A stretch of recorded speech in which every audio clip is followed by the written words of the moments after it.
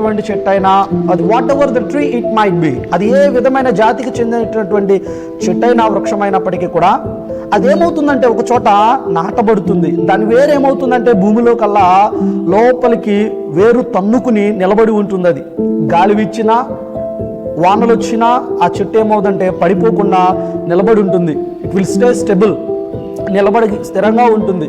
అదే పొట్టును మనం చూస్తే పొట్టుకు ఉన్నటువంటి లక్షణం ఏంటంటే గాలికి ఊరికినే చెదిరిపోతుంది. పొట్టు చెదిరిపోవటం మాత్రమే కాదు, దానివల్ల ఏమన్నా ఉపయోగం ఉందా మనకి అంటే పొట్టు వల్ల ఉపయోగం అనేది మన జీవితానికి లేదు. ఆ పొట్టుతో నువ్వేం చేయాలనుకున్నా, ఈవెన్ ఆ పొట్టును నువ్వు పట్టుకుని దాన్ని తీసుకుని వెళ్ళేదన్నా ఒక ప్లేస్కి తీసుకువెళ్ళాలనుకున్నా నువ్వు క్యారీ చేసేటప్పుడు అది నీ చేతుల్లో, నీ పిడికిలో ఉండదు, జారిపోతుంది. సరిగ్గా గాలేసిందంటే నువ్వు పట్టుకున్నంత ఆ పొట్టు నీ చేతుల్లో నిలబడదు.